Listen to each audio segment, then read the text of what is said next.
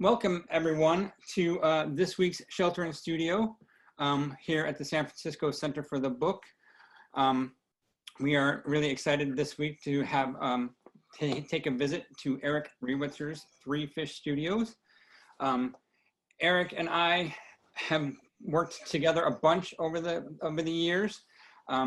Eric is a printmaker extraordinaire, an artist who does a variety of different mediums. He'll talk all about it. But I got to meet him when I first started printing at Roadworks, which will be coming up soon. Check our website, Roadworks 2020. We're gonna do it in the parking lot. So, but when I first met Eric, he was one of the featured artists about 8 years ago, and he was doing a series at that time of amazing Godzilla prints, and since then, he's taken classes and we've worked together, we've collaborated together with a bunch of different things.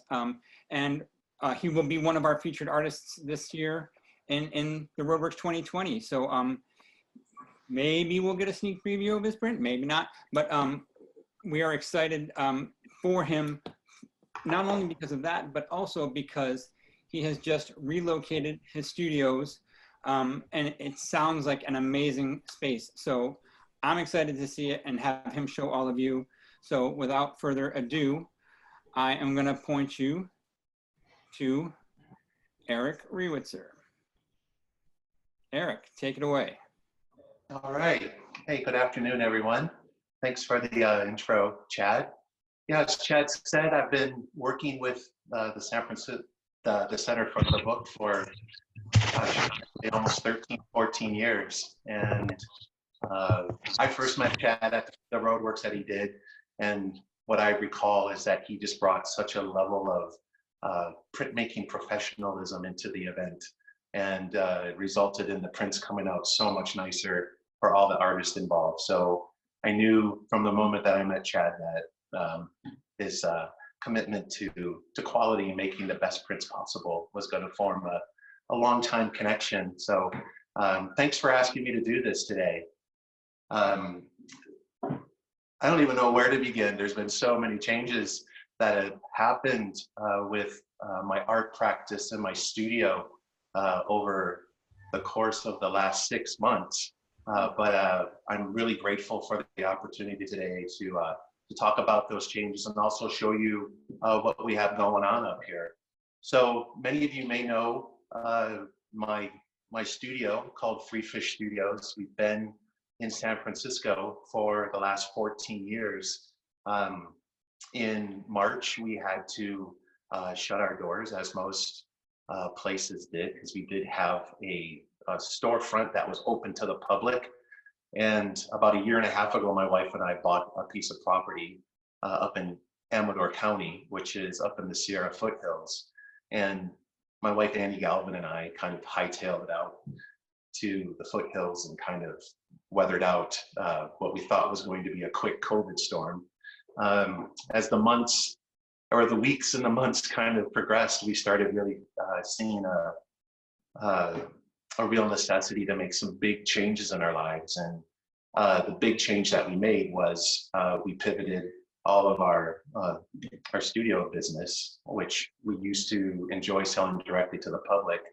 We pivoted all of that to online, and then we closed our storefront in San Francisco and our studio and moved the entire operation out here to Plymouth, California, population 1,002, 1,004 now. And we're in the process of settling in. What we have out here is we have 13 acres. We have a studio space for Annie to do her painting.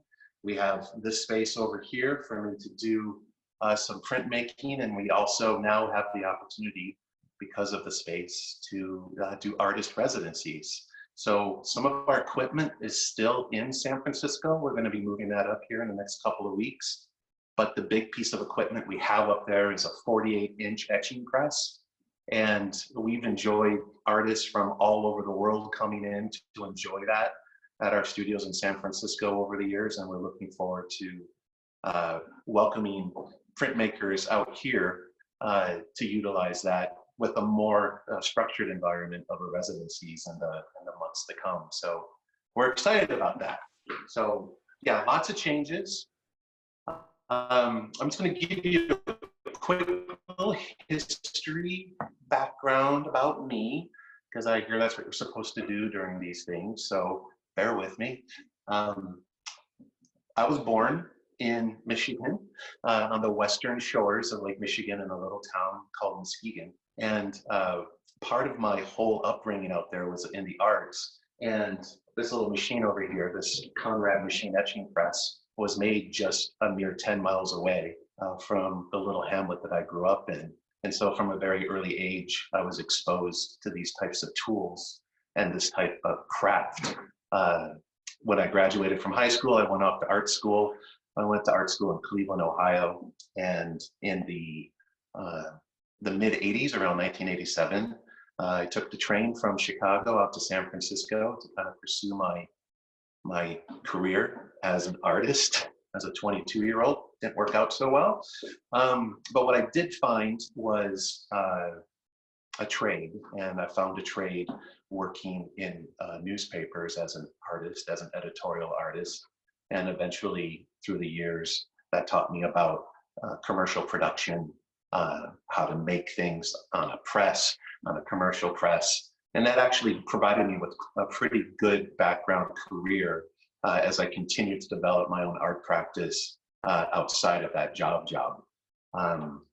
Newspapers led to doing commercial print work, which led to doing some software development, and all these weird things started happening to me as I started riding that wave.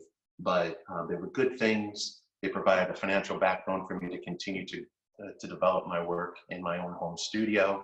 And then finally, in about 2006, I decided to leave that world and devote all of my time to developing my art practice. And in 2006, my wife Annie and I started Three Fish Studios. The type of work I was doing was in tech, and it was developing software for the graphic arts industries. And one of the things that I really wanted to do with my time and with my passion was to use my hands much more intentionally. A lot of us sit there on a keyboard, or did sit there on a keyboard most of the time, and it was just really reassuring to start picking up hand tools and doing something that is the most analog thing that you can do, is carving marks into a block of wood or a block of linoleum. So that was what I decided to make my art practice focus on. That's when I got introduced to the Center for the Book. I took some initial classes back there in about 2006. I believe I took a linocut printmaking class with Rick Olson, whom many of you are familiar with, and not only discovered an excellent teacher, but I've happy to say I've made a lifelong friend, and Rick and I still exchange ideas and thoughts and stories to this very day. I also discovered this incredible community of other printmakers, both at the Center for the Book and over at Fort Mason. I took some classes over at the City College at Fort Mason and got introduced to the printmaking community there. And once again, they really informed my understanding of contemporary materials and processes and equipment that were kind of outdated from the time that I was in the art school in the early 80s. So with all of that, I started getting to work and was carving every day in my studio. And I chose relief printmaking over, I mean, I've done etching, I've done lithography off of the stone, which I still don't understand.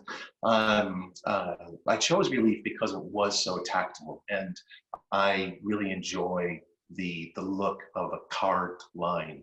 One of the things that really attracted me to relief printmaking is that I realize that the way that I carve is the way that I draw. I have a very tortured but steady drawing line, and I think that hand comes out in the way that I carve.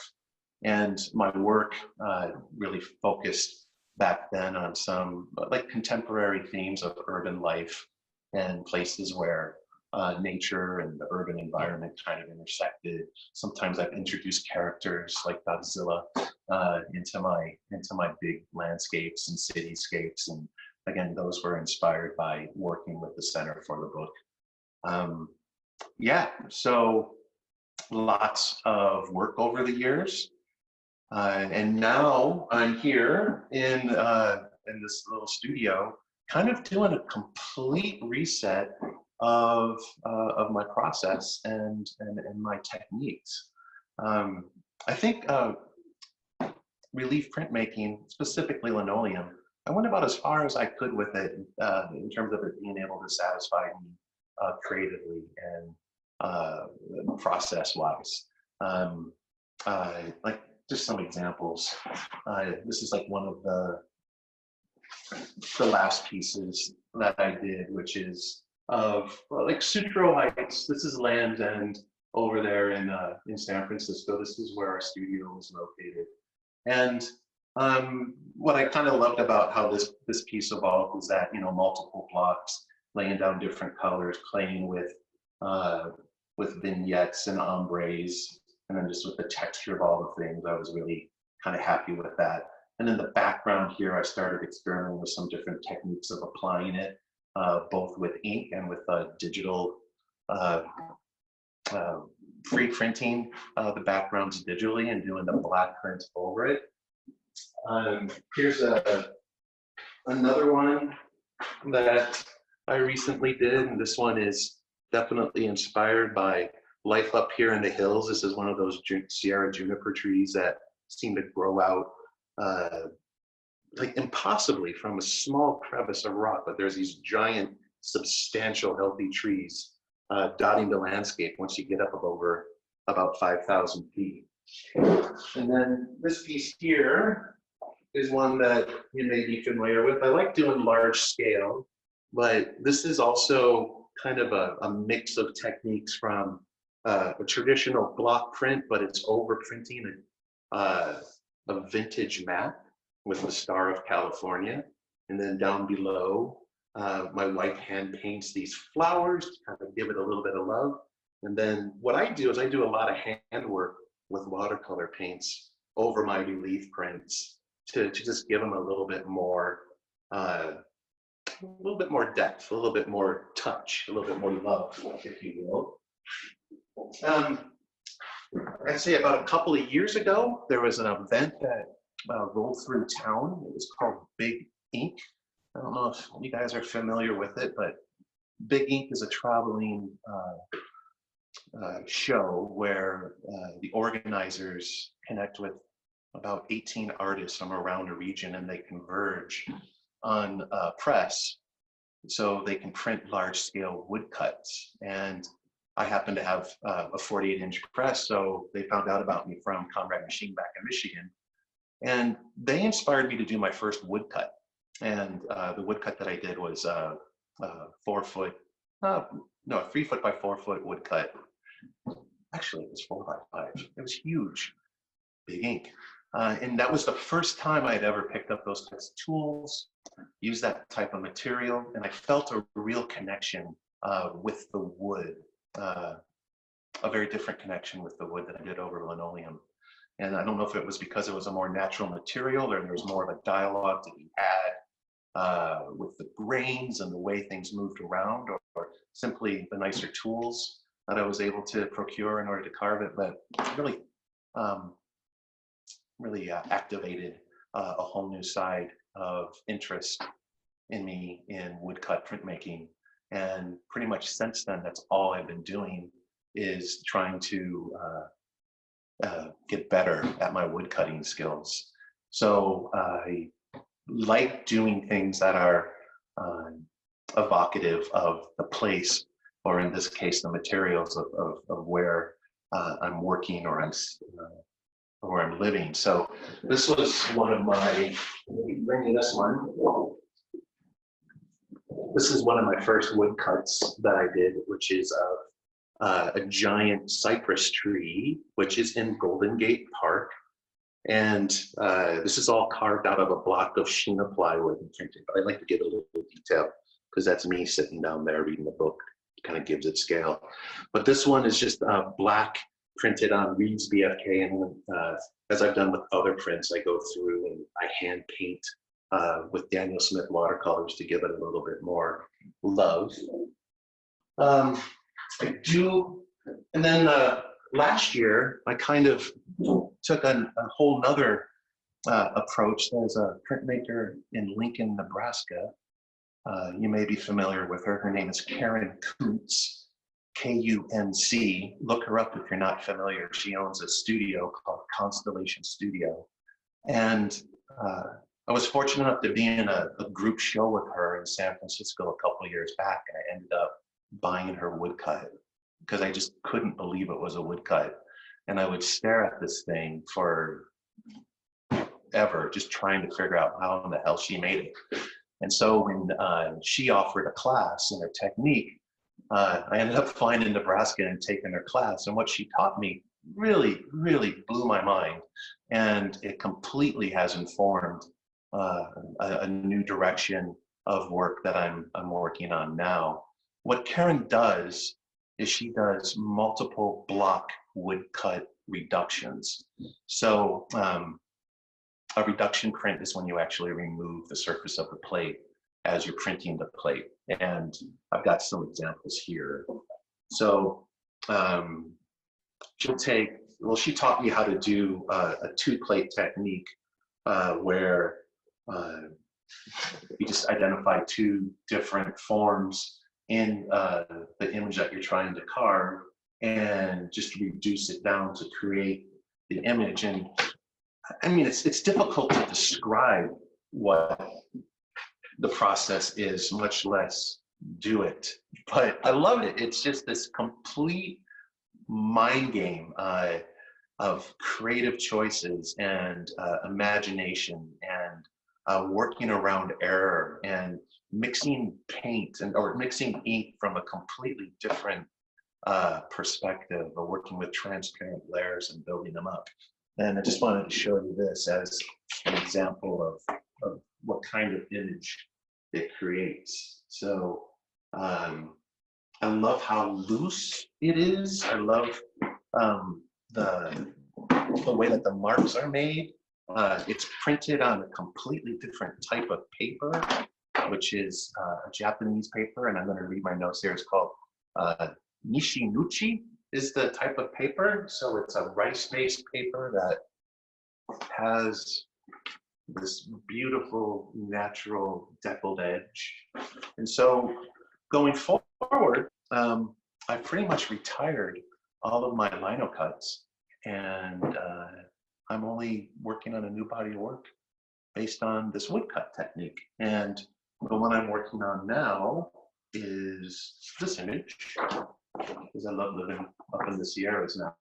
And I just thought this was like one of those remarkable shots that remind us all why we live in California. It's a shot of course, Yosemite Falls, from the Yosemite Falls Trail, with Half Dome kind of framing it. And so what I do on this is I transfer it off onto two plates. So this is going to be my foreground. You know, this is kind of like showing you the area of the rocks and the waterfall that I'm going to have to reveal through the process. But I'm printing the background first, and so this is the background. And I've already printed a gray layer, and now I got to start adding some more texture into creating some of the sky and everything in the background. What's really interesting about this process is the way it registers, because it's like multiple passes through the press. That last piece I showed you, I think, was 9 passes. I think this one's going to be probably about 12. And so registration between the two plates is critical. And Karen showed me a technique that I'd never seen before, and it's super simple. And I'm going to try to explain it to you. But these blocks here are Sheena plywood that I get from McLean's in Portland. If you don't know about McLean's printmaking supplies in Portland and you're a printmaker, you should definitely check them out. They're the only distributors of Sheena here in the States. And Sheena's preferred because it just carves like butter. It doesn't splinter. You can hold some real detail. You can take the pressure of the press really well. But what we do is that the Sheena plywood's bigger than the paper, and then I draw these little registration marks. And I make sure that on both plates, these registration marks from the corner are on the same place. And so after I ink it, I just lay my paper onto it, and I make sure that they marry up correctly. And since both plates are produced the same, and the marks are in the very same place, I get consistent registration, which is kind of incredible because I have worked with registration jigs like crazy over the last 14 years and have never found something so simple yet so effective. So one of the other things I really love about this technique is, or this method, is that what you print is what you get. There's no more real iterations, and I kind of love that it creates a little scarcity in the images that I'm creating. For whatever reason, that just gives me comfort to know that I can spend 2 or 3 weeks or a month printing up an edition of maybe 30 or 40, and that's it. And then I have to go back and have to create a whole nother one. I got a little bit fatigued of going back to my plates for bigger editions, especially the multicolor ones, and continuing to print them like a year or so after that they were initially carved. So I'm really looking forward to a whole new experience in printmaking here in this new place in Amador County. So I just want to show you one more thing because I think it's kind of comical, but a lot of questions I've gotten over the years is, how do you keep track of your editions? And I want to show you my very high-tech method for doing that. So this here is my print log, and it's a little moleskin that I've had for the last 14 years. And all it has is the names of my prints and the editions that I've pulled. And I think this thing is just like a little treasure and a window back into time of everything I've done over the years. And if I lose this thing, I lose my mind, because this is kind of like the master plan for everything. But I just wanted to share that with you as something to reveal how organized I'm not. So I don't know how long that went. I felt like I talked a long time. That was great, Eric. Thank you so much. We have a few minutes left for questions. I'm really excited to hear about the new reduction process. I'm looking forward to seeing prints from that. So did I hear right that you are completely abandoning lino for now, or? It's not going to be what I focus on. I focused on it for the last 14 years, 13, and I'm really I'm looking at this change as an opportunity to pivot and to reset. And I want to devote my time to these woodcuts. But yeah, I'm not going to be doing the type of work I was doing before, with the exception of the 3 foot by 3 foot puck I'm carving for the center. Excellent. And folks are curious, what is your website? And I will chat it into the chat room. Oh, all right. Well, you can still do the work of both myself and my wife, Annie, at 3fishstudios.com. That's the number 3, fish, let's swim in the river, studios with an S.com. All right. I'm going to put it into the chat room. Thanks. Does anybody else have any other questions here? We just have a minute or so left.